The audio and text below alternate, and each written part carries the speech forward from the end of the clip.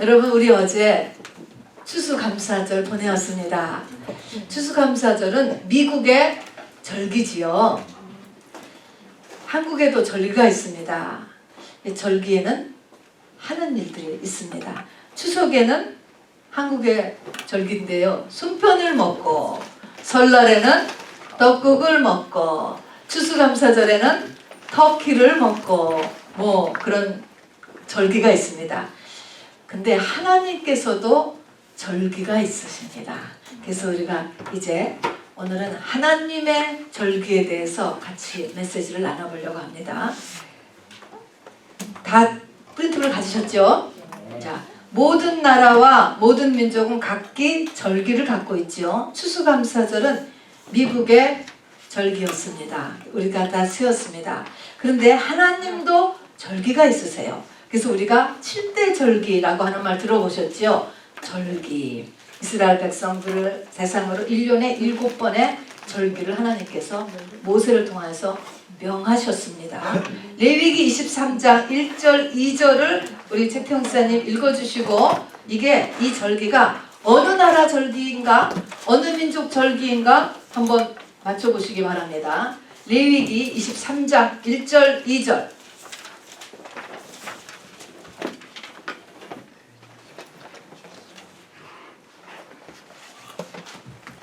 여호와께서 모세에게 말씀하여 이르시되 이스라엘 자손에게 말하여 이르라. 이것이 나의 절기들이니 너희가 성회로 공포할 여호와의 절기들이니라. 자, 이건 한국의 절기 아니고 미국의 절기 아니고 이스라엘. 아닌데 이스라엘의 절기가 아니고요. 여호와. 이게 뭐 우리가 중국의 절기야, 프랑스의 절기야 그러면은 뭐 내가 뭐 굳이 이렇게 상관할 필요 없잖아요. 뭐 우리가 한국이니까 한국의 추석에 송편도 먹어보려고 하는 것처럼, 또 미국에 사니까 미국의 절기 추수감사절을 새기고 하는데 이스라엘의 절기면 큰 상관이 없죠. 나라의 절기니까. 그런데 오늘 23절 2절에 이 절기들이 누구의 절기라고? 여호와의 절기. 그래서 이게 지금 우리가 배워야 돼. 여호와의 절기, 여호와의 절기. 그러니까 이스라엘의 절기라고 저도 얘기를 하는데 그것이 사실은 여호와의 절기입니다. 출애굽기 23장 14절 17절 7대 절기가요.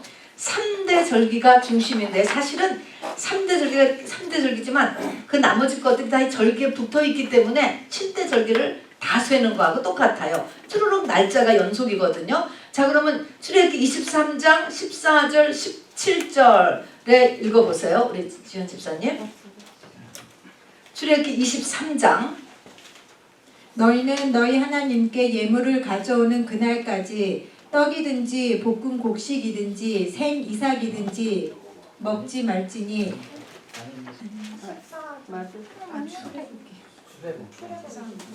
117페이지.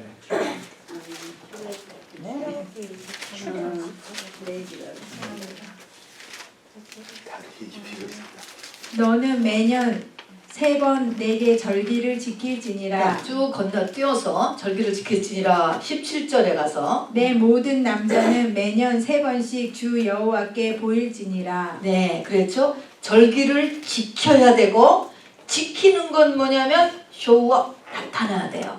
예루살렘 성전으로 어디서 무엇을 하든지 간에 다 스탑하고 이스라엘 사람이냐면 주 여호와께 보혈지어다. 쇼업을 해야 되는 거예요. 다 놔두고 나타나야 돼요. 이 절기 성회에 다 나타나야 됩니다. 자, 그래서 이렇게 반드시 이스라엘 사람이라고 한다면 반드시 지켜야 되고, 그리고 쇼업해야 되는 3대 절기가 그렇게 해야 되는 이유는 뭐냐면 그 나타나는 그 사람이 반드시 알아야 할 것. 하나님은 명령하셨지만은요, 입장에서 보면 다 우리에게 유익함을 주기 위함이에요. 그래서 우리가 꼭 알아야 할 것이 있기 때문에 무엇인게 말씀하신 것입니다. 절기는 하나님의 무슨 스케줄로 하나님께서는 내 인생과 인류의 모든 역사를 이 스케줄에 따라 진행하십니다. 자, 이 절기는 여호와의 7절기로서 첫 번째 샘플로서 이스라엘 백성들한테 명한 거예요. 지금 말하면 모든 남자가 아니고 이제 지금 예수 믿는 사람은 다 지켜야 된다 그런 말일 거야. 지금은 구약에서는 이스라엘에게만 명했지만 말입니다. 자, 하나님의 무슨 스케줄일까요? 무슨 스케줄일 것 같아? 이것이 가장 많이 쓰는 날. 이게 하나님의 구원 스케줄. 구원 스케줄입니다. 구원의 스케줄. 구원의 완성 스케줄이라고 해도 돼요. 구원 스케줄로서 하나님은 나를 이 스케줄대로 끌고 가셔요. 끌고 가셔. 또 인류의 역사도 이 스케줄대로 끌고 가셔요. 그래서 7절기에서 지금 인류 역사에서는 4번까지 왔어요. 오순절까지 왔습니다. 그래서 5, 6, 7을 지금 기다리고 있습니다. 그래서 하나님이 인간의 역사도 이렇게 끌어가고 한 개인도 이렇게 끌어갑니다. 하는 구원의 완성을 향한 스케줄입니다. 그래서 7대 절기라고 이야기하는데요. 1, 2, 3, 4, 5, 6, 7 맨 왼편 칸에 영어로 써놨잖아요. 여러분 찾아서 한번 한국말로 왜 써보세요. 이것이 무슨 절일까? 맨 첫 번째 절기가 무슨 절이죠? 거기다 쓰세요. 6월절. 영어로는 패스오버요. 6월절 쓰시고요. 가장 중요한 게 6월절입니다. 여기서부터 시작되니까. 두 번째는 무교절이라고 쓰세요. 무교절은 교가 없다. 누룩이 없는 떡을 먹는 절기예요. 이스트를 않는 빵을 먹는 딱딱하겠죠. 딱딱한 빵을 먹는 절기예요. 세 번째는 초실절. 이게 다 한자어예요. 첫 번째 열매라는 절기입니다. 초실절. 네 번째는 펜트코스트. 오순절. 이것도 한자어예요. 5 times 10인 거예요. 그래서 오순이라는 단어가 5구 수는 10. 오순절.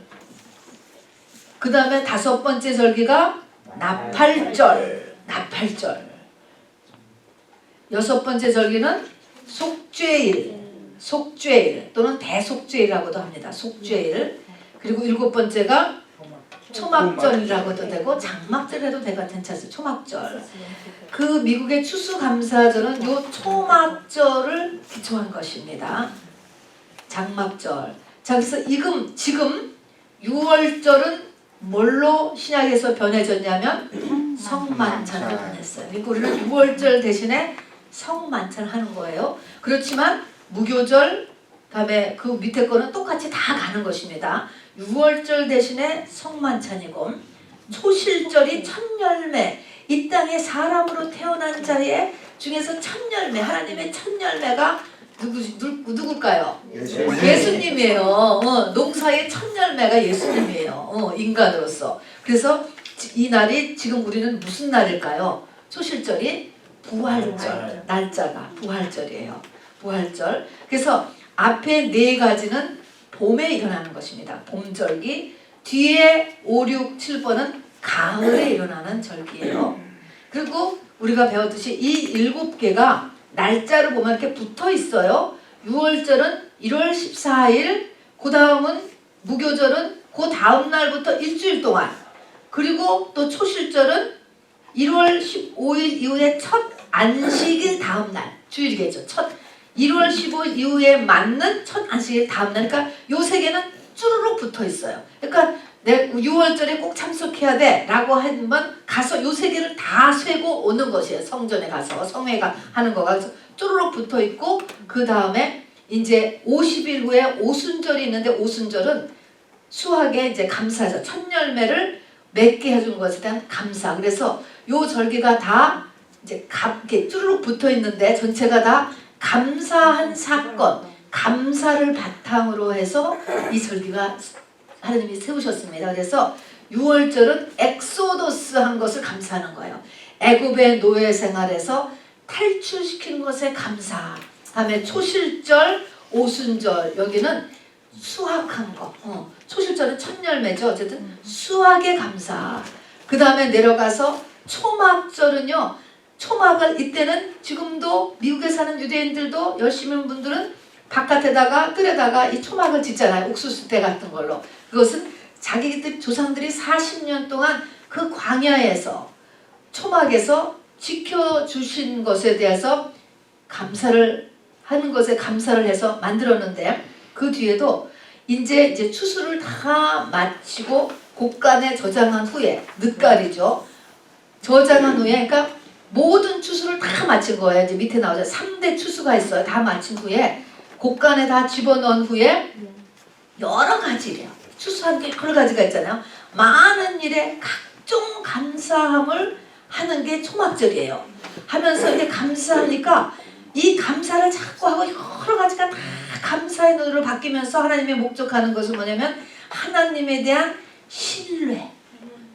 보니까 이게 이렇게 잘못된 줄 알았지만 이거에서 이렇게 좋은 일로 이게 끝나는 거로구나. 또 이걸 깨닫게 해주시기 위해서 그렇게 하셨구나. 이걸 훈련하기 위해서 그렇게 하셨구나 해서 하나님에 대한 신뢰가 늘어나고 하나님에 대한 완전 의지, 완전한 의지. 깐난이가 엄마 품에 딱 앉아 있는 것 같은 그거까지 가는 거가 끝이야. 끝. 하나님이 목적하는 거죠. 여기가 신랑을 맞는 신부의 모습이라고 했습니다. 자, 그래서 날짜로 보면은 이제 5번째 박스입니다. 1월 14일인데 이게 우리가 생각하는 지금 달력의 1월 14일이 아니고 홀리 칼렌다, 종교력, 성력이라고 이야기해요. 이스라엘에 밑에 나오지만 이제 3개의 달력이 있는데 이스라엘의 홀리 칼렌다로 1월 14일이고 그 다음은 1월 15일부터 일주일 동안을 지내고 그 다음에는 첫 안식일 다음 날에 초실절을 드리고 50일을 계산해서 50일 후에 오순절을 맞고 하는 날짜가 이제 쭉 있습니다. 그리고 쭉 건너뛰어서 한 4개월 정도 돼요. 110일 또는 115일이 된다고 해요. 그래서 4개월을 건너뛰어서 성령으로 7월 1일이 나팔절. 그리고 그때부터 열흘 동안이 속죄 기간. 10일째 맨 마지막 날을 대속죄일이라고 하고요. 그 다음에 장막절은 7월 15일부터 7일간. 한번 생각해 보세요. 야, 되게 복잡하다. 되게 복잡하죠? 되게 복잡하니까 그래서 잘 한번 그렇구나 하고 보세요. 그러면은 6월절, 무교절, 초실절, 오순절 요거는 다 봄절기라고 그랬잖아요. 봄절기는 뭐에 관한 거냐면 예수님의 초림. 가을절기는 예수님의 재림. 자, 그러면 초림의 가장 중요한 것은 초림은 뭘로 시작했지요? 6월절로 시작했죠. 6월절. 자, 그래서 어린 양의 피 이게 우리 신앙의 가장 중요한 거. 어린 양의 피로 뭐를 이겼습니까? 사망 권세를 이겼다. 사망 권세. 이 세상의 권세는 한마디로 사망 권세. 죽는다 그러면 나 꼼짝 못하는 거야. 죽는다 그러면 코로나로 죽었다, 죽는다, 뭐 꼼짝 못하는 거죠. 그냥 모든 게 다 사망 권세. 세상 권세는 사망 권세예요. 그거를 이긴 게 어린 양의 피입니다. 그래서 이거를 이 6월절에 어린 양의 피의 권세는 우리가 예수 믿는 다음부터 끝까지 주님 나라 때까지 무슨 일을 만드든지 붙잡고 있어야 될 거가 피의 권세예요. 피의 권세. 자, 그리고 이제 뒷부분에서는 유니온이드 크라이스트, 예수님과 하나 되는 것을 강조하고 있습니다. 자, 이 가운데서 밑으로 박스를 이제 밑으로 내려옵니다. 다시 프린트물을 보면은요, 7절기 중에서 3대 절기, 아까도 출애굽기에서 읽은 것처럼 이 3대 절기에는 이스라엘 남자는 무슨 일을 하든지 어디에 있든지 간에 무조건 다 와야 돼. 라고 하는 이 원리예요. 그렇게 다 와야 되는 3대 절기는 뭐예요? 6월절, 오순절, 초막절. 어떻게 알았어요, 여러분? 제가 큰 글씨를 써놔서 알았죠? 제가 큰 글씨를 고딕으로 147. 147. 그래서 6월절, 오순절, 장막절이지만 6월절이라고 해서 무교절, 초실절을 안 세는 게 아니고 날짜가 쭈룩 붙어 있기 때문에 다 포함돼요. 6월절 세러 가. 6월절 세러 지금 올라가면은 가서 1, 2, 3을 다 세고 오는 것입니다. 이렇듯이 6월절, 오순절, 장막절. 그 다음에 이스라엘은 크게 3가지의 추수 품목이 있다고 합니다. 이거는 상식이에요. 지식이에요. 제일 큰 거가 보리추수. 이것이 초실절을 중심으로 해서 이루어지는 것이에요. 보리추수. 두 번째 오순절에는 밀추수, 이때 보리추수의 나머지 플러스 밀추수. 그 다음에 이제 초막절에 들어갈 때는 그 외 보리와 밀 외에 모든 곡류, 모든 과일, 무화과나무, 포도나무, 모든 과일에서 주로 7가지가 있대요. 그래서 7가지 품목을 다 걷어서 이제 곡간에 다 넣는 것이 3대 추수입니다. 추수의 방법에도 3가지가 있어요. 이스라엘은 농사를 지면서요, 이것도 하나님께서 하시게 하는 거예요. 이렇게 하도록. 맨 처음에는 뭐든지 추수를 하면은 첫 열매를 하나님 앞에 갖다 놨어요. 포도 추수를 해도 첫 열매, 보리도, 첫 열매, 밀도, 첫 열매, 무화과도, 뭐든지 첫 열매는 하나님 앞에 갖다 두는 것이 첫 열매 추수 방법이에요.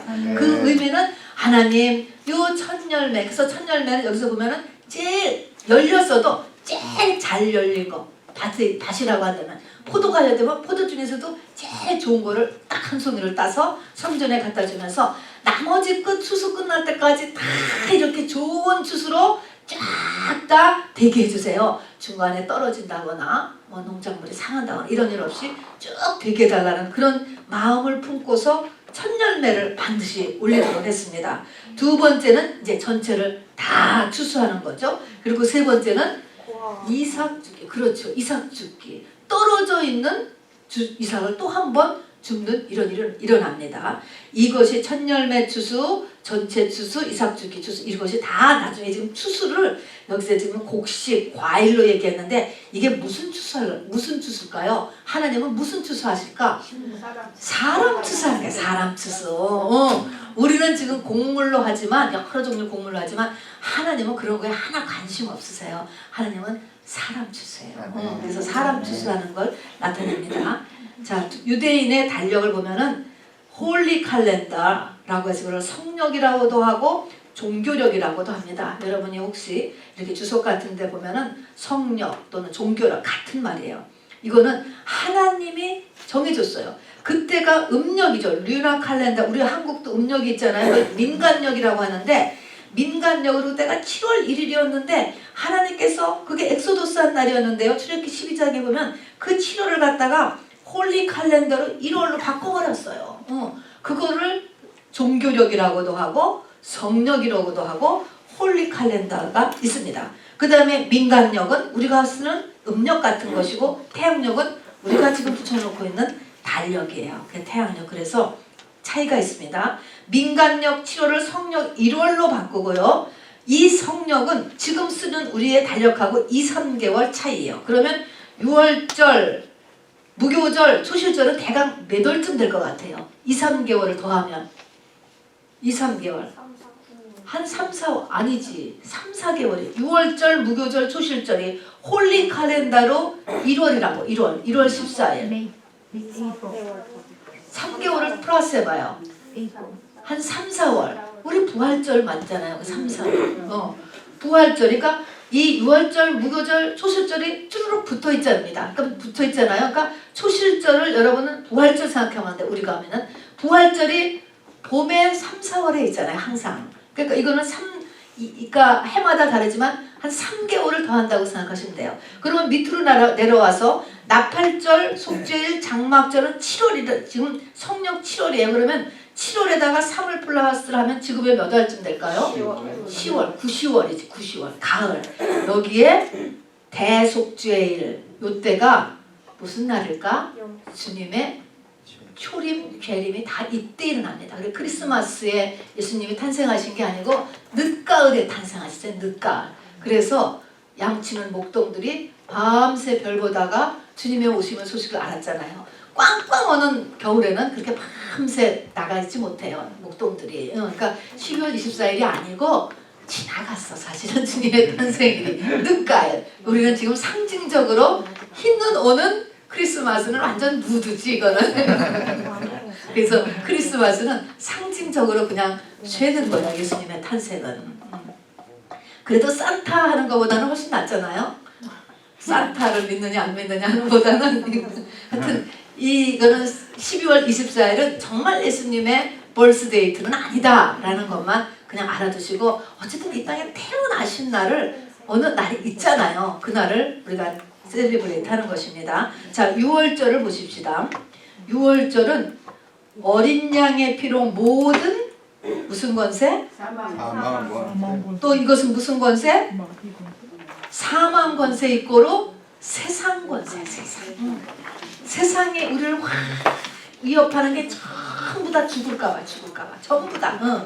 그래서 이게 뭐야? 죽으면 죽으리라. 딱 죽음을 건너가 버리면 걱정이 다 없어지는 거예요. 이것이 다 사실은. 사망 권세와 세상 권세를 이긴 이 진리는 가장 중요하고 끝까지 붙잡고 가야 됩니다. 아멘이죠. 네. 자, 참조를 보면요. 유대인들이 전통 유대인들이 6월절, 지금도 6월절을 세죠. 6월절을 맞았을 때 전통적인 가정에서 총극을 한다고 해요. 우리가 지금 크리스마스 때 애기 마구간에서 애기 탄생하는 거 맨날 하잖아요. 그런 거하고 똑같이 6월절이 가장 큰 명절이기 때문에 6월절 행사를 하는데 이렇게 행사를 한다는 것입니다. 그 집에 아버지가 이제 막 여행을 떠날 것 같이 옷을 차리고 배낭을 메고 지팡이를 쥐고 이게 이제 이런 것들이 다 이게 산타가 여기에서 이제 만들어진 거예요. 근데 유대인 아버지가 이렇게 막 하면서 이제 딱 나온대요. 그러면 애들이 꼭 그렇게 물어야 된대요. 어디에서 오시는 것입니까? 라고 묻는다는 거예요. 막 어디서 막 나온 사람 같이 막 그런 신발을 신고 지팡이를 쥐고 배낭을 메고 막 오니까 어디서 나오시는 것입니까? 라고 하면은 이렇게 애들이 물어보면은 그 가정에 뭐라고 얘기냐면 같이 읽어볼까요? 애굽의 노예에서 탈출하는 것입니다. 엑소더스 하는 중이라고. 이때 애굽이 사실은 어딜까요? 세상이에요. 애굽에서 탈출하는 것입니다. 그러면 애들이 또 이렇게 물어야 된대요. 그래서 어디로 가시는 것입니까? 지금 막 지팡이를 듣고 막 가잖아요. 이렇게 나오니까 어디로 가시는 것입니까? 그러면 가장에 뭐라고 얘기를 할까요? 가나안일 것 같아? 근데 이 책을 보니까요, 가나안을 가는 게 아니고 메시아를 향해서 메시아를 향해 가는 것입니다 라고 이야기해요. 그래서 메시아 대망사사, 예수 안에 들어가는 거죠. 메사야죠. 예수 안에 들어가는 겁니다. 이런 연극을 6월절 때 했다는 거죠. 그러니까 연극이라고 하는 것이 굉장히 어떤 메시지를 이렇게 확 넣어주기 위해서는 굉장히 좋은 거예요. 이게 상업화가 하지 않고 그걸 맨날 하기 위해서 옷도 장만하고 또 말도 암송하고 막 이러면서 메시지가 정확하게 들어갈 수 있죠. 잘만 하면. 그래서 펜실베니아에 있는 성극도 보는 것도 좋습니다. 자, 두 번째 페이지에서요. 이제 무교절은 7일 동안 이스트 않는 떡을 먹는 절이에요. 그런 기간인데 이 7이라고 하는 것은 완전수거든요. 그래서 이제부터의 나의 삶은 누룩 없는 이스트 않는 빵을 먹는 삶이다. 이때의 누룩이라고 하는 것이 죄를 나타내요. 죄. 그래서 이제부터는 내가 죄의 처리를 하고 지금까지 지은 죄는 처리를 하고 앞으로는 죄 짓는 삶을 살지 않아야 함을 각오하는 것이 무교절입니다. 그러니까 6월절에서는 내가 예수의 피로 세상을 이긴다. 예수의 피로 세상에서 나왔다. 예수의 피로 나의 노예 같은 삶에서 탈출되었다. 예수의 피. 자, 그래서 메시아를 향해 가. 그렇게 하는 과정에서 해야 될 것이 뭐냐면 죄하고 싸워야 된다. 이게 뭐 죄하고 싸워야 된다. 자, 그렇게 해서 열매를 맺어야 되는 거예요. 우리가 똑같이 열매를 맺어야 되는데 그 열매, 첫 열매가 바로 이제 예수님입니다. 첫 열매에 감사하며 끝까지 동일한 좋은 열매로 채워주시길 소원하는 거 해서 첫 열매를 다 드렸어요. 하나님의 첫 열매는 누구라고요? 예수님. 그리고 이것이 현대는 누굽니까? 현대 우리가 뭘로 세고 있습니까? 부활절로 세고 있습니다.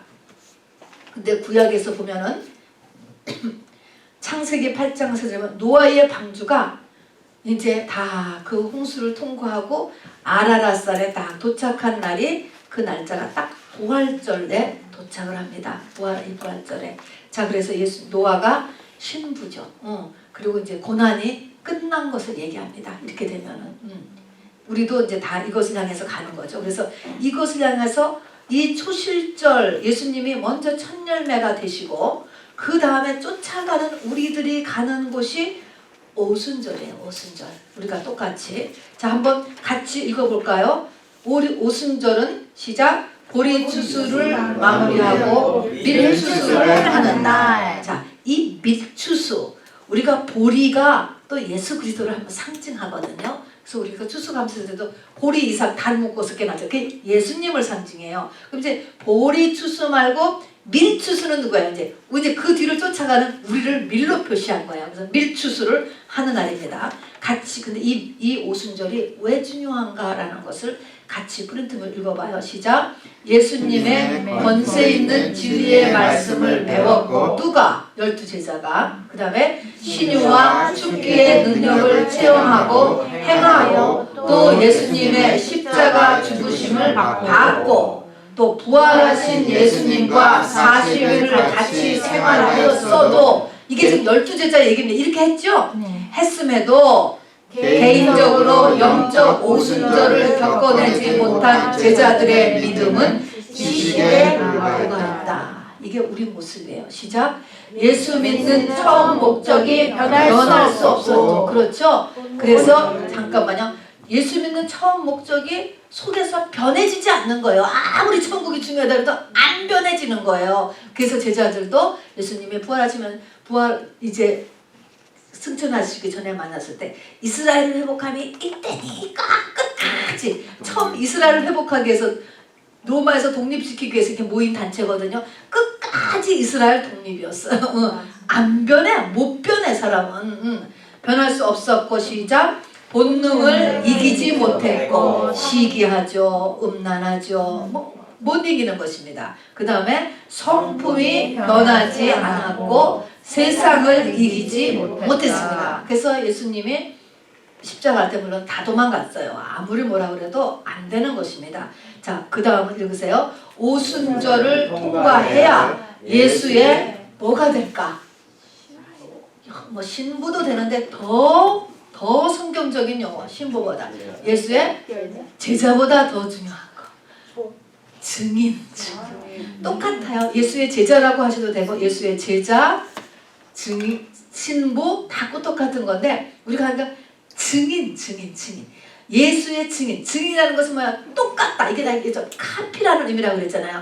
신랑 신부, 부부는 일신동체에서 복사라는 의미. 아들은 또 아버지의 붕어빵, 그것도 복사라는 의미. 증인도 제자도 똑같은 서스승의 똑같은 거. 남은 자도 처음하고 똑같은 의미에서 남은 자. 그래서 똑같다.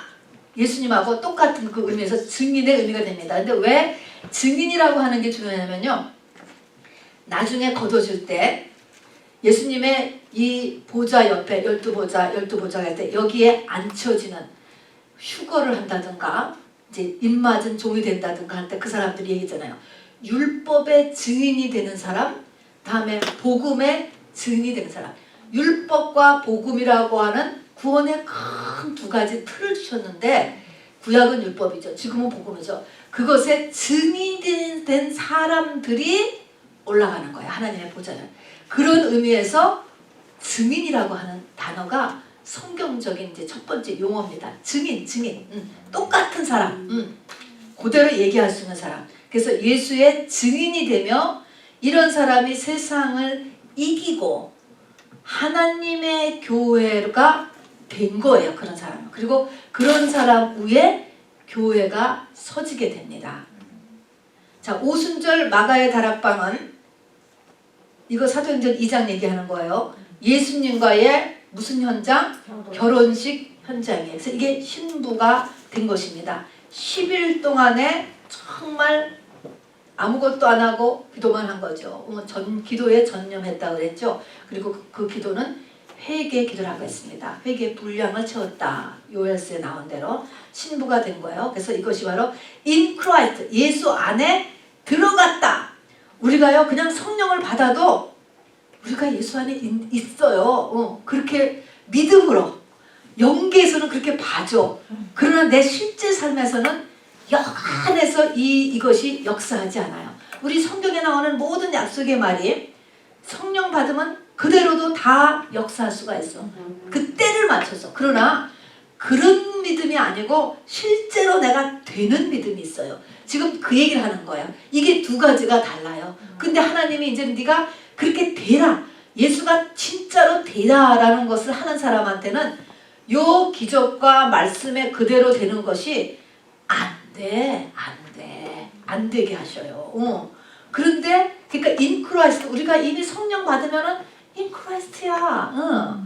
그것도 또 맞는 말이에요. 그런데 이때 인 크라이스트는 진짜 내가 예수가 돼서 진짜 내가 그리스도 안에, 그리스도가 내 안에가 된 상태, 바로 겉사람이 죽은 상태라고 얘기했죠. 그리스도 안에서 말입니다. 자, 인 크라이스트가 이루어진 현장, 요 인 크라이스트가 된 사람을 예수께 붙은 자다 이렇게 얘기해요. 붙은 자. 교회를 다녔다라고 해서 붙은 게 아니고요. 딱 붙어서 쫙쫙 컴퓨터에도 이렇게 딱 연결돼서 쫙쫙쫙 서로 연결이 되고 전기가 코드를 꽂아가지고 전기가 쫙쫙쫙쫙 하는 거, 이거를 붙었다라고 하는 거예요. 중간에 막힌 게 없는 것입니다. 이렇게 이런 사람이 첫째 부활을 하게 되고 공중 휴거를 하게 되는 것이죠. 반쪽이니까. 예수님의 반쪽이거든. 똑같은 사람이니까. 그래서 봄절기의 크라이막스는 뭐라고요? 오순절이에요. 자, 그리고 여기 보면은 이제 우리가 레위기 23장을 보면은 새 소재를 드린다 그래서 새 소재를 드린다. 새 사람이 된 날이에요. 에스겔서 36장 26장에 보면은 썸데이에 너희가 새 영과 새 마음을 받게 된다. 이게 오순절을 미리 말씀한 거예요. 네. 하나님이 우리에게 고난을 주시는 거는 다 이것을 목적으로 하는 것입니다. 새 영, 내 영을 아예 바꿔요. 바꿔. 그러니까 영이 바뀌어지기 때문에 마음이 바뀌어져요. 완전히 새 사람이야, 새 사람. 컴퓨터에 내장을 싹 빼고 딴 거 집어넣은 거예요. 그것이 오순절입니다. 그리고 이제 역사적으로 보니까 오순절은 이스라엘 백성들이 시내산에서 뭐를 받은 날? 율법을 받은 날이 똑같이 오순절날 받았어요. 이 말은 새로운 법으로 살 수 있는 실질적인 시점이 되는 거예요. 하나님의 말씀을 많이 배워도 내가 그렇게 사라지지 않아요. 근데 말씀을 들으면 딱 그렇구나 해서 또 실제적으로 할 수 있는 사람이 되는 거가 오순절을 겪어야지 이게 된다는 거예요. 그 전까지는 그냥 하려고 하다가 또 실수하고 하려고, 그것도 중요하죠. 또 하다가 또 안 되고 하다가 또 안 되고 또 막 이렇게 하면서 가는 거예요. 근데 이게 어느 순간에 탁 돼버린다고. 그게 오순절을 거치면 요게 되는 거예요. 그래서 하고 새로운 법으로 살 수 있는 실질적인 시점입니다. 그래서 오순절날은 누룩을 넣은 두 빵을 바쳐요. 두 떡을 바쳐요. 누룩 넣은 두 떡. 우리 진설병에는 누룩을 안는 12개의 이렇게 떡, 이스라엘의 12지파를 상징하는 떡을 이렇게 올렸는데 그거하고는 또 다른 거야. 이제는 누룩을 넣은 큰 두 떡을 바친 날이에요. 이게 지금 이 일곱 절기에 대한 여러 가지 성경에 있는 것 중에서 레위기 23장을 중심으로 얘기한 거예요. 앞에서 같이 레위기 23장, 출애굽기 23장, 34장, 민수기 28장, 29장에 이렇게 절기에 관한 것인데요. 그거를 읽어보시면 이게 다 나옵니다. 자, 그러면은 누룩 넣은 앉는 게 아니고 넣은 두 떡을 올려. 오순절날에는 이게 두 떡. 성경에서 이후로 둘이 나오면 둘은 다 뭐냐면은 유대인과 이방인. 드디어 이제 이방인들을 하나님께서 거두는 시기에 들어갔던 거가 오순절 날입니다. 자, 그래서 사도행전에 보면은 이제 이게 이제 나와요. 그래서 누룩이라고 하는 것이 구약에서는 누룩은 죄를 상징했어요. 그래서 속된 것, 세상적인 것. 그런데 오순절에는 누룩을 넣었어. 그 말은 뭐냐면 이방인. 유대인들은 과거에는 이방인은 개취급, 사람이 아니다. 우리가 예수 안 믿는 사람 짐승하고 똑같아 하고 하는 거하고 똑같이 그렇게 개취급을 했는데 그 이방인들, 그러니까 그 누룩을 넣은 떡도 받았다니까요. 그래서 이방인 구원에 대한 모형이에요. 사도행전 10장에서 보면은 바로 이 고넬료가 나오고 베드로가 나오잖아요. 그래서 막 베드로가 저런 부정한 음식은 안 먹는데 하나님께서 뭐라 그러잖아. 저게 이방인을 이제 구원한다 라고 하는 그 메시지를 환상으로 보여주고 그때부터 이제 베드로가 이제 이방인들도 같이 막 구원의 역사가 일어나는 것을 보고 전도하고 사역하고 하는 것이 나옵니다. 그래서 오순절부터 그러니까 역사적인 오순절이 2000년 전에 일어났잖아요.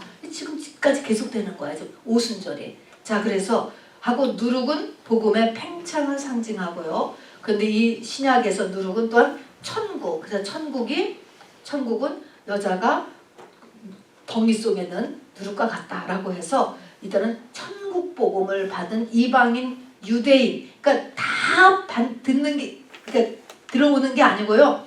뭐를 들어야 되냐면 천국 복음, 내세에 관한 메시지를 듣는 사람. 예수 그리스도로 인하여서 우리가 구원받고 내세에 대한 확신이 있어야 되는 거예요.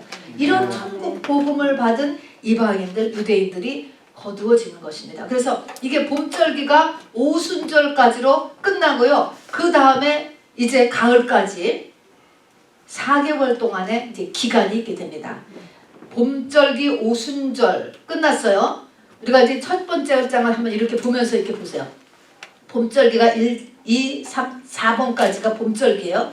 이게 끝나고 나서 7월 1일인 나팔절이 시작할 때 가을절기죠. 요 기간이 4개월이 뛰잖아요. 1년 중에 4개월. 이게 지금 요즘 그래서 4개월. 그럼 이 4개월이라는 기간이 어떤 기간이냐라고 하는 것이죠. 이제 이게 마지막 다 이렇게 추수를 준비하는 기간입니다. 요한복음 4장은 사마리아 여인이 뒤집어진 사건인 것입니다. 사마리아 여인이 신부가 된 사건이에요. 수가성 여인. 그때 예수님께서 이런 말씀을 하십니다. 우리 읽어주시기 바랍니다. 마이크 누구한테 계세요? 네. 요한복음 4장 35절. 여기 있는 거죠. 네. 너희가 넉 달이 지나야 추수할 때가 이르겠다 하지 아니하느냐?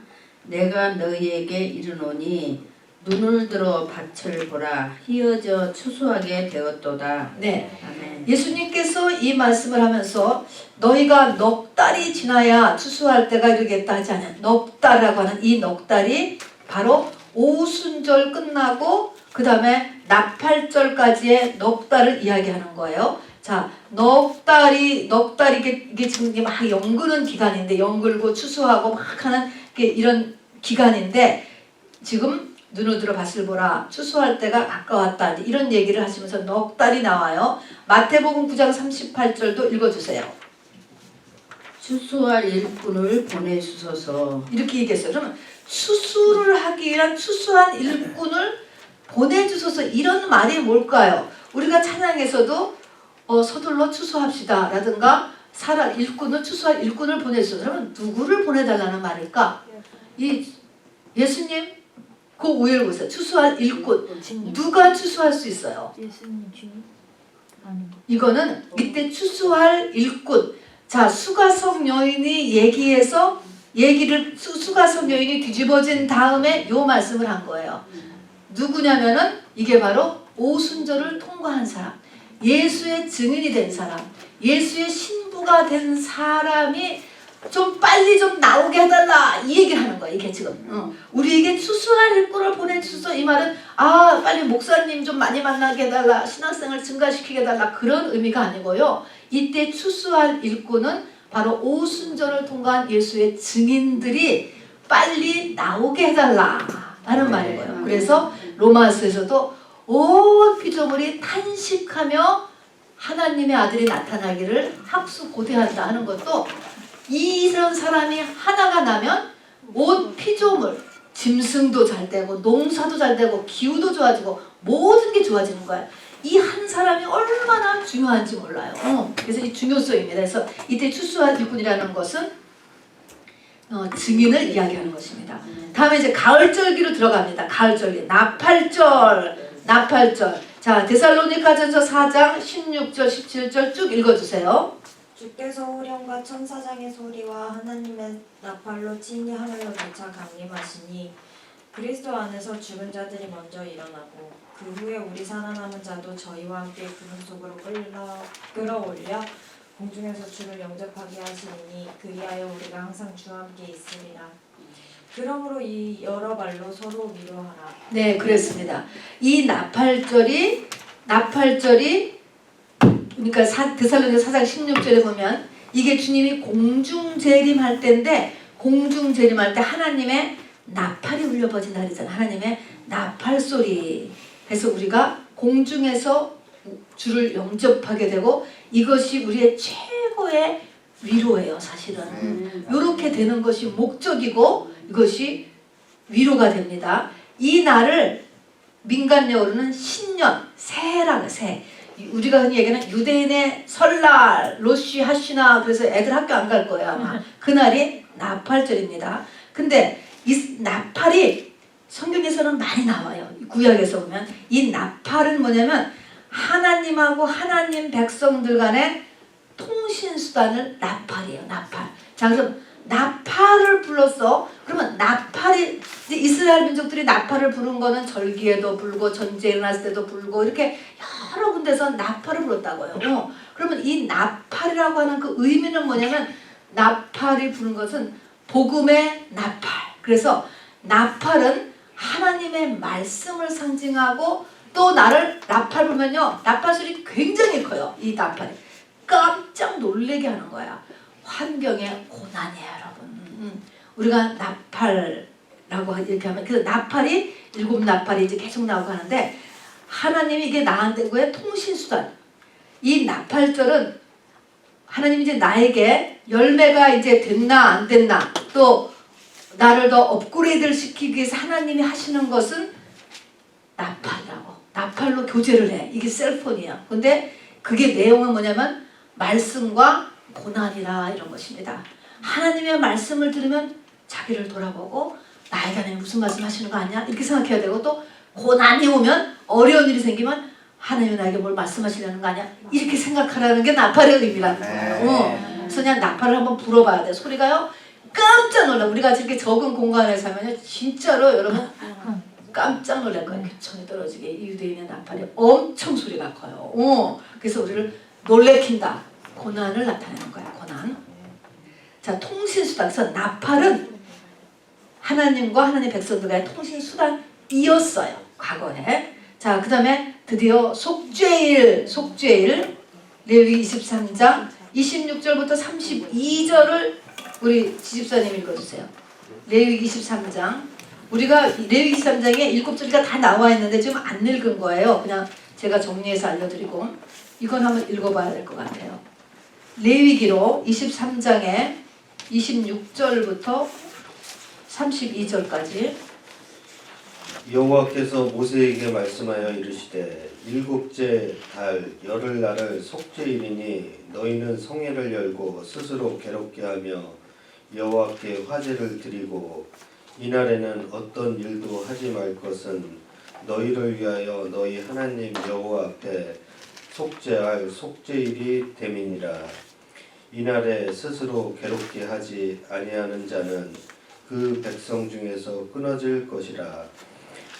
이날에 누구든지 어떤 일이라도 하는 자는 내가 그의 백성 중에서 멸절시키리니 너희는 아무 일도 하지 말라. 이는 너희가 거주하는 각처에서 대대로 지킬 영원한 규례니라. 이는 너희가 쉴 안식일이라. 너희는 스스로 괴롭게 하고 이달 아흐렛날 저녁 곧 그 저녁부터 이튿날 저녁까지 안식을 지킬지니라. 네. 여기 보면은 속죄일을 지키는 거에 3번이나 반복을 한 2가지 해야 될 것이 있어요. 뭐를 해야 돼? 속죄일에는 스스로 괴롭게 하라. 27절에도 그렇고 29절에도 그렇고 다음에 32절에도 스스로 괴롭게 하라. 여러분 스스로 괴롭게 하는 게 뭐예요? 스스로 회개가 괴로워? 스스로 괴롭게 하라는 거야. 스스로 괴롭게. 그래서 밥을 안 먹으면 금식하면 여러분 육이 괴로운 거예요. 여러분 음식에 힘이 하나도 안 듭니다. 그런 사람은 없어요. 밥을 안 먹으면요 힘들고 짜증나는 거야. 예민해지고 배고프니까. 그래서 육은 금식을 하고 그 다음에 혼은 뭐예요? 합리화를 하지 말라는 거야. 자기 합리화.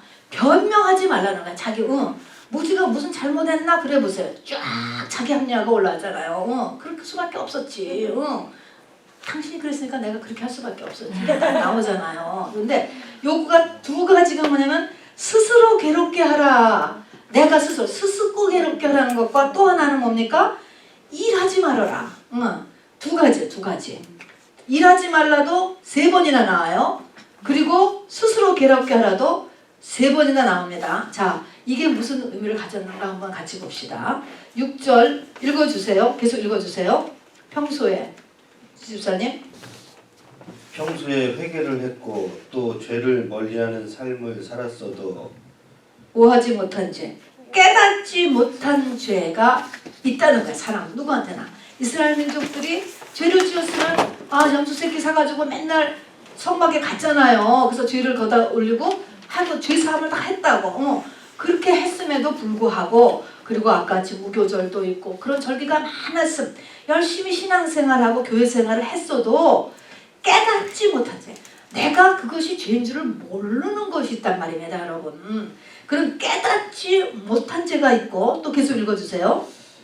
하나님께서 요구하시는 죄의 분량과 죄의 종류의 회개가 있는 거예요. 내가 깨닫지를 못한 죄. 그 다음에 죄가 분량이 있어, 분량. 그거 가지고서는 이게 죄가 싹 안 씻어진 거야. 죄가 깨끗 분량. 다음에 종류.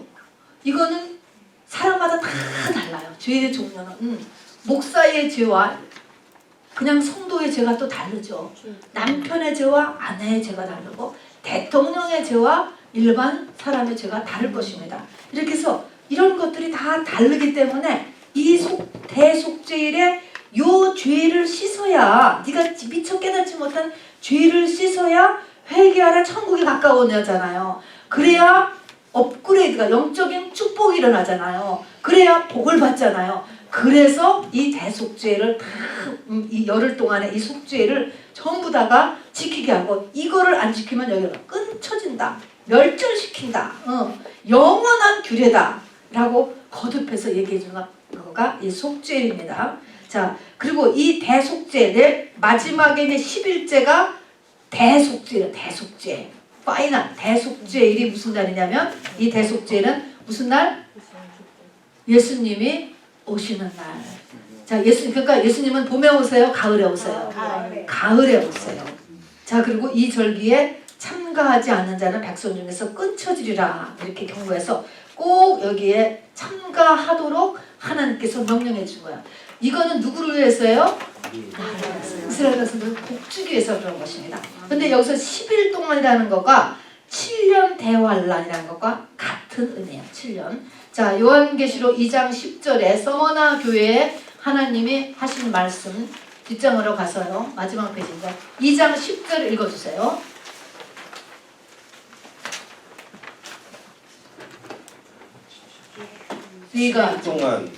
네가 장차 내가 장차 받을 고난을 두려워 말라. 볼지어다 마귀가 장차 너희 가운데서 몇 사람을 옥에 던져 시험을 받게 하리니 너희가 며칠 동안 환난을 받으리라. 내가 죽도록 충성하라. 그리하면 내가 생명의 면류관을 내게 주리라. 이거는 서머나 교회한테 하신 말씀인데, 그때 며칠 동안 환란이 앞으로 온다고 했는지 아세요?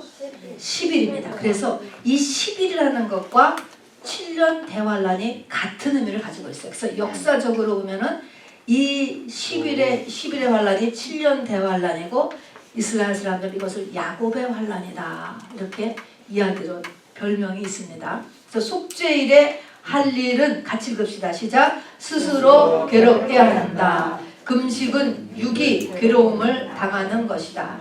자기 합리화와 변명을 멈추는 것은 자기 혼을 괴롭히는 것이다. 그렇지요. 남이 잘못했다 그래야 내가 편한데, 내가 잘못했다 그러면은 내가 마음이 안 편하잖아요. 이게 괴롭히는 거야. 내가 나를 괴롭게 하라는 것입니다. 왜? 죄를 뛰쳐나오게 하기 위해서, 죄를 뛰쳐나오게 해서. 자, 그래서 속죄일에 할 일. 그러고, 자, 영적 하나님은 우리에게 지금 영적 성장을 일으키는 게 목적이에요. 영적 성장이 뭐냐면 영의 구원이에요. 그죠? 네. 영혼의 구원이 목적이에요. 네. 이것이 복이에요. 복. 아멘. 이게 이 참된 복을 받게 하기 위해서 그런 거예요. 자, 그래서 이 대속죄일이 이제 피크가 되고 여기서 주님이 이때 오시니까 세계가 차야 주님 만나는 것이거든요. 요렇게 하기 위해서 하나님이 또 이렇게 끼워드는 하나님께서 하시는 일이 한 가지가 있습니다. 그게 뭐냐면은 선지자를 보내는 거예요. 선지자. 그러면 선지자가 하는 일은 뭐를 하는 일일까? 주로 죄를 지적하는 일이지. 죄를 지적하는 것이지. 죄를 선지자가 하는 일은 죄를 지적하는 거예요. 회개를 촉구하는 일이죠. 자, 그러면 마태복음 23장 34절 우리 혜민 씨 읽어주세요. 그러므로 내가 너희에게 선지자들과 지혜 있는 자들과 서기관들을 보내매 너희가 그 중에서 더러는 죽이고 십자가에 못 박고 그 중에 더러는 너희 회당에서 채찍질하고 이 동네에서 저 동네로 구박하리라. 그러므로 의인 아벨의 피로부터 성전과 제단 사이에서 너희가 죽인 바랴게아의 아들 사가랴의 피까지 땅 위에서 흘린 의로운 피가 다 너희에게 돌아가리라. 네, 인류의 이대손 그 아벨의 피부터 해서 의로운 피가 선지자들을 이스라엘 백성들이 그러니까 사람들이 핍박했다, 피를 흘리게 했다, 죽였다라고 하는 내용인 것입니다. 계속해서 그러니까 그 이스라엘의 역사 가운데 선지자들이 대접받고 잘 되고 그랬지 100%가 안 했다는 거예요. 100% 선지자들은 어떻게 해? 핍박을 받고 죽임을 당했어. 여러분에게도 선지자의 사명이 있으면 이 길에서 예외되기가 어렵다는 걸 알아두셔야지 돼요. 인류의 역사가 그랬으니까. 자, 그 다음에 마태복음 5장 1절 읽어주세요. 나를 인하여 너희를 욕하고 핍박하고 거짓으로 너희를 거스려 모든 악한 말을 할 때에는 너희에게 복이 있나니 기뻐하고 즐거워하라. 하늘에서 너희의 상이 큼이라. 너희 전에 있던 선지자들을 이같이 핍박하였느니라. 네, 그래서 선지자들은 다 핍박을 받는다. 그 말은 하나님을 믿는 사람들이라 할지라도 죄를 지적하는 것은 좋다 싫다? 싫다. 너무 싫다. 그죠? 너무 싫다. 더 싫다. 이거를 이제 우리가 이거를 넘어가기 위해서 조금 넘어가기 위해서 우리가 이 자리에 모인 거예요. 이거는 본능적으로 다 싫은 것입니다. 왜 그러냐? 사람은 무화과 나뭇잎으로 자신을 감추고 덮고 살았었어요. 그죠? 무화과 나뭇잎으로 덮고 살았다고. 또 교회를 다녀도 바리새인 서기관 같이 회칠한 무덤, 누가 회칠한 무덤이야? 얼마나 열심히 살았는데. 근데 예수님은 이거를 회칠한 무덤 같다라고 막 아주 질타를 하셨습니다. 깨기 위해서 그런 것이죠. 그런 것처럼 어쨌든 우리는 감추고 덮고 사는 것이 편해요. 그죠? 덮고 사는 것이 편하고 익숙하고 자기 자신을 드러내는 일을 싫어하는 거예요. 누구나 할 것 없이. 그런데 이것을 선지자가 하는 일은 뭐냐면 드러내는 거예요. 드러내는. 죄를 지적한다는 것은 드러내는 거예요. 교회에도 성령의 빛이 임하면 무슨 일이 일어나? 병이 뚝딱 나? 여러분 그렇지 않아. 교회에 성령이 임하면 자기의 모습이 드러나는 일이 일어나요. 좋아요? 싫어요? 싫어요. 싫어요. 안 편해요. 교회가요. 딱 신데렐라 같이 포장을 하고 있고 누가 내 사정 절대로 몰라야 되고 아주 일반적으로 몰라야 되고 다 그럴싸하게 있어야 편하지 사람은. 그게 편한 거예요. 그런데 세상에서는 편하지만 바로 이렇게 하면 영적인 성장은 하나도 이루어지지가 않게 되고요. 그 다음에는 결국은 영적인 것뿐 아니라 이 땅의 것도 다 쓰러지게 됐어요. 다 엉망이 돼요. 자, 그래서 이렇게 회치로 자신을 감추고 사는 것이 우리가 편하다. 본능적으로 우리는 그렇게 한다라는 것을 알아주시기 바랍니다. 자, 그렇기 때문에 선지자를 공격하고 핍박하고 멀리하게 되는 거죠. 공격한다는 거는 뭐예요? 그 사람을 괜히 비난해요. 그 교회를 괜히 비난한다니까. 뭔가를 가지고. 이게 뭡니까? 이게 비춰지는 것이 싫은 거예요. 내가 드러나는 것이 싫은 거예요. 그런 나라고 하는 존재가 알려지는 것이 싫은 거죠. 근데 이렇게 자기가 한다는 것조차도 사람들은 몰라. 내가 왜 싫지? 내가 왜 예배를 가고 싶지 않지? 그 이유를 몰라. 자기가 드러나기 때문에 싫다라고 하는 것도 몰라요. 근데 문제는 뭐냐? 이 내가 감추어진 그 부분에 누가 살아갈까요? 모든 귀신이 다 거기 사는 거야. 조상에 내려오는 귀신. 내가 과거에 지은 귀신. 지옥의 귀신. 귀신은 귀신을 끌어들여요. 전도하기 때문에. 다 세상 귀신이 그 내가 감추고 있는 그 부분에 숨어 있습니다. 거기서 살아요. 그거를 이렇게 들춰내니까는 그냥 왕창 귀신들이 악을 쓰는 거죠. 문제는 그 감추어진 부분이 각종 귀신의 거주지예요. 그래서 그것으로 인해서 영적 성장이 안 돼요. 영적인 회복이 안 돼요. 하나님의 예정된 축복과 하나님의 예정된 쓰임이 쓸 수가 없는 것입니다. 준비가 안 되기 때문에.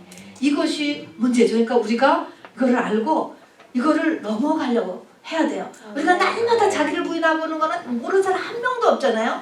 이 자아를 부인한다는 말로 말하지만 실제로 내가 나를 부인하는 것은 굉장히 어렵게 기분이 엄청 나쁘잖아요. 자존심이 말할 수 없이 사는 거잖아요. 다시 보고 싶지 않을 정도거든요.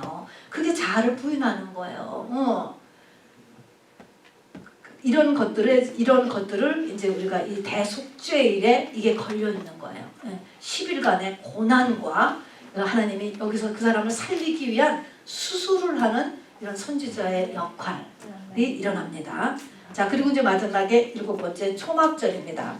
이제 초막절에는 우리가 이제 23장을 쭉 보면은 가을 이게 절기를 세울 때 보면은요, 봄절기에 6월절, 무교절, 조실절, 우선 전부 다 절기를 세러 예루살렘을 성회를 가면 다 예물을 드려야 돼. 그 예물의 내용이 보니까 흠없는 수양, 수염소, 젊은 소, 흠없는 어린 양, 어린 소, 어린 수양, 떡, 기름 섞은 고운 가루, 볶은 이슬, 생이살 이런 것 어느 거는 2마리, 어느 제가 마림수는 다 뺐어요. 그냥 종류가 이런 것들을 다 올려야 돼. 포도주 흰이라고 하는 것은 분량 어떤 퀀티티를 나타내는 다 단위고요. 4분의 1. 이런 것들이 여러분 이런 것들을 반드시 올려야 이걸 하나님께 올리는 거야. 그러면 이게 무엇일 것 같아요, 여러분? 이게 무엇을 상징할 것 같아요? 흠없는 수양, 또 흠없는 수염소, 젊은 수소, 흠없는 어린 양, 어떤 어린 수소 2마리, 어린 수양 2마리, 떡. 여러분 떡을 만들려면 가루가 있어야 되죠. 가루를 만들려면 어떻게 해야 돼요? 곡물을 빻아야지. 그렇지, 잘 빻아야 돼. 빻기 전에 또 껍질을 벗겨야 돼. 불에 그슬러야 돼. 불 환란에다가 껍질을 까야 되고 갈아야 되고 맷돌에다가 갈아 그냥 팍팍팍 갈고 그 다음에 그걸 가지고 또 뚜껑 덮고 쪄 뜨거운 불에 그냥 뚜껑 닫고 그러는 게 떡이 만들어지는 거예요. 여기에 또 볶은 곡식도 불에 그을은 거죠. 포도주는 포도를 따서 터쳐서 발효시키는 거야. 둘러가지고 이게 다 뭐를 상징하는 것 같아요? 수염소, 젊은 수소, 흠없는 예수. 이것이 예수님을 상징하는 거예요. 그러니까 모든 것이 지금 뭐를 바치고 있는 여러 가지 하나님이 6월절에는 뭐를 바쳐, 초실절에는 뭐를 바쳐, 또 무교절에는 뭐를 바쳐 계속 조건이나 이대로 이제 하는 거예요. 그냥 사람들 하는데 이게 다 무엇을 하나님 앞에 바치라고 하는 거냐면 예수를 선물로 바치라는 거예요. 예수를 바치는 거예요. 자, 그럼 예수를 바치는데 그 예수 누구를 바치는가 이게 내 안에 있는 예수의 분량을 바치는 거지. 예수를 바치는 거야 이게 지금. 그러니까 예수를 바치는 것을 이제 모형하고 있는 것입니다. 그러니까 뭐를 자꾸 바치라고 하는 이것이 전부 다 예수를 심볼하고 있는 거예요. 흠없는 수양도 예수, 수염소도 예수, 젊은 수소도 예수, 흠없는 어린 양도 예수, 다 예수입니다. 것이다. 지금 예수를 모욕하는 것입니다. 그리고 포도주, 떡, 뭐 생리상, 볶음국식, 그러니까 불에 들들 볶아잖아요. 이런 것들이 다 고난이 들어가잖아요. 그래서 이것이 예수를 나타냅니다. 그래서 예수를 성물로 바칠 것을 나타냅니다. 자, 그러면 가을절기의 성물은 이제 그래서 가을절기의 성물은 이제 뚝 영적으로 건너뛰어서 이제 제가 답만 가르쳐주는 거예요. 가을절기에 세 절기가 있었잖아요. 그 표를 보세요. 가을에 무슨 절? 나팔절. 그 다음에 속죄일. 그 다음에 장막절, 초막절이잖아요. 그러면 나팔절에 성물되어 추수하는 거. 나팔절에는 누구를 건질까? 똑같은 예수 된 사람인데 누구를 건지느냐? 신부가 성물되어 추수되는 날은 나팔절이야. 복음의 증인이야. 복음으로 인해서. 우리는 지금 이걸로 서로 위로하고 이것이 목적되는 거예요. 그래서 나팔절. 저와 여러분은 예수님이 나팔을 불 때, 그러니까 예수님이 언제 공중에 오시냐면은 몇 년도인지는 모르지만 나팔절에 오시는 거야. 그 나라는 7월 1일. 유대 달력, 지금으로 로시 하시나라고 달력에 써 있거든. 그날 없어져야 돼. 여러분 중에 이제 어떤 사람이 없어졌는데 나중에 와서 수거된 거 아니야? 그러면 언제 없어졌나를 보세요. 요 날 없어지면 이거 수거된 거야. 나는 그거 못된 거고. 요 날 오신다니까. 요게 이 신부를 추수하는 날이에요. 나팔절에 추수해요. 날짜를 딱 정해놨잖아요. 7월 1일이에요. 성령 유대인의 달력이 그래서 이렇게 우리가 달력에도 이렇게 표시되고 우리도 가끔 보는 거가 이게 종말을 연구하는 사람들은 굉장히 유대인의 달력을 유심히 봐요. 그래서 이 성령 7월 1일 날 휴거가 됩니다. 그 다음에는 14만 4천은 율법의 증인이 율법으로 이거는 진짜 회개를 징탕망탕 많이 해야 돼. 그래서 입맞은 자가 되는 이런 14만 4천이 성물되어 추수되는 날. 그러니까 이 신부보다는 조금 늦게 되는 거예요. 사람들 좀 어떻게 보면 늦게 될 수도 있고 조금 방법이 좀 다를 수도 있죠. 이 14만 4천이 추수되는 날은 대속죄일입니다. 그래서 14만 4천이 시온산에서 예수님을 만나잖아요. 14만 4천 계시록에 보면은 만나는 거예요. 율법의 증인들 똑같이 다 새 예루살렘 성에 들어갑니다. 그 다음에 세 번째가 초막절이잖아요. 초막절은 모든 기록된 자, 생명책에 기록된 사람들이 다 추수되는 날은 초막절이에요. 아까도 초막절에 여러 가지 남은 절기 그냥 다 추수하잖아요. 그냥 포도도 추수하고 무화과도 추수하고 뭐 다른 곡식들도 다 추수하는 거 이렇게 덜 된 사람들 그냥 다 건지는 날은 초막절에 하는 것입니다. 자, 절기를 대하는 태도 우리 윤지 선생님 해보세요. 대대로 지킬 영원한 규례. 2번 반드시 참가해야 한다. 꼭 알아야 하기 때문이다. 왜 참가라고요? 알아야 되기 때문에. 세 번째는 일하지 말라. 집중하기 위해서이다. 자, 아까 대속죄일에서 두 가지를 세 번씩이나 거듭 얘기했다 그랬죠. 3타임이나 얘기했어 하나님이. 진짜 잔소리지 잔소리. 우리한테 여러분 3번 해봐요. 잔소리라고 안 할 거니까. 3번씩이나 얘기한 것이 뭐예요?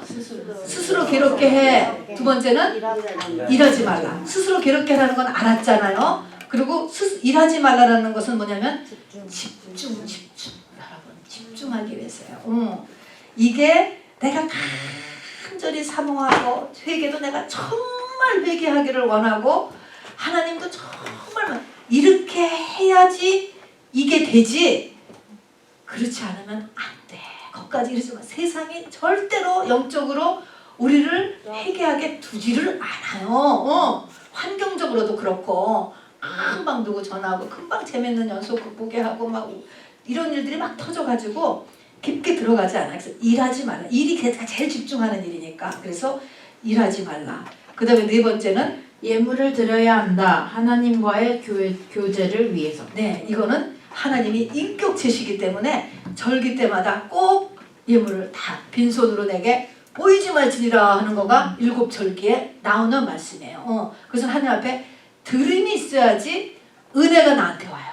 집에서 그냥 누워가지고 잠옷바람에 유튜브로 보다가 싫으면 씩 꺼버리고 이거는요 은혜가 되는 것 같지만 안 돼요. 지식은 조금 되다가도 다 잊어버려 지나고 나면은 하나님 앞에는 드려야 되는 거야. 우리가 이렇게 시간을 뚝 잘라서 운전을 해가지고 이렇게 그냥 꼼짝없이 앉아있으면 이게 다 드리는 거죠. 그러니까 반드시 드림이 있어야 하나님이 우리에게 오시는 것입니다. 그런 원리에서 빈손으로 오지 마라. 예물을 꼭 드리도록 했습니다. 자, 절기를 주신 하나님의 목적 우리 다 같이 해봅시다. 시작. 자신의 영혼의 구원을 위해서. 영혼 구원이라는 것은 뭡니까? 영적 성숙을 말하는 거예요. 성숙. 몇 살로 네가 죽느냐? 이게 굉장히 중요한 거예요. 그러고서 영존을 하기 때문에 몇 살로 죽느냐? 영혼의 구원을 위해서. 두 번째는 하나님과의 관계 회복을 돌아보게 하기 위해서. 자, 와서 하나님과 관계가 지금 어디 돼 있나 어떤가 하는 걸 돌아보는 거예요. 빛 가운데서. 세 번째는 자신의 현재 영적인 위치를 비추어보고 갈 방향을 제시받기 위해서. 네 번째는 세상에 취하지 않게 하기 위해서. 다섯 번째는 자주 모임으로 주변의 강력한 이방인의 풍속에 젖지 않게 하기 위해서. 그게 하나님이 이렇게 찾으면 아무래도 시간을 뺏기잖아요, 여러분. 어디 가서 놀지 못하잖아. 그걸 하나님이 의도하신 거예요. 그래서 하나님의 백성을 보호하시기 위해서 이렇게 예배를 만드는데 유대인같이 1년 중에 180일 이상을 갖다가 맨날 이런저런 이유로 안식일 와가지고 맨날 성전에 가서 있으면서도 가장 돈을 많이 버는 민족이고 가장 휴가를 엔조이하는 민족이고 휴가를 많이 지키는 민족이고 가장 건강한 민족이 없다고 합니다. 그것이 바로 하나님이 하시는 거예요. 큰 쉬지 않고 하루에 수리잡시 뛰면서 일한다고 해서 돈이 많이 버는 거예요. 건강이 좋아지는 것도 아니고 그렇습니다. 여러분. 그래서 하나님이 이렇게 하면서도 어쨌든 민족적으로도 어쨌든 예수를 영접하지 않았지만 뛰어난 민족으로 지금 가고 있는 중입니다. 여러분 우리 이 시간에 금방 같이 기도하기를 원합니다. 7절기 페이퍼를 이렇게 놓으시고요. 한번 보세요. 나는 정말 예수 어린 양의 피의 능력을 붙잡고 있는지 6월절이에요. 나는 지금 정말 붙잡고 있는지 여러분 한번 보시기를 바랍니다. 자기 자신을 6월절을 붙잡고 있는지 나는 정말 무교절 경건한 삶을 향해서 가고 있는지 이것이 결국은 이제 주님의 때에 내가 이렇게 추수되어서 올라가느냐 안 올라가느냐 그거거든요. 이 봄절기라고 하는 거가. 그래서 6월절과 이런 6월절, 무교절 그리고 먼저 올라가신 예수님 초실절을 따라서 나도 그렇게 추수되도록 나도 오순절을 준비하고 있는가. 그것을 위해서 하나님께서 뒷부분 가을절기에 나한테 하나님의 말씀을 내가 많이 배웠어. 나팔절에 많이 배웠어. 또 하나님께서 또 막 고난도 내면과 함께 고난도 막 주셔. 이게 다 나팔절이에요. 그러면 나는 하나님 앞에 정말 나를 괴롭게 하면서 하나님 앞에 정말 이 속죄로 나가고 있는가 라고 하는 것을 이렇게 돌아보는 우리 가슴이 돼야 되겠습니다. 우리 주님 이름 한번 부르고요. 이 시간에 같이 말씀을 생각하시면서 기도하겠습니다. 주 예수여 하나님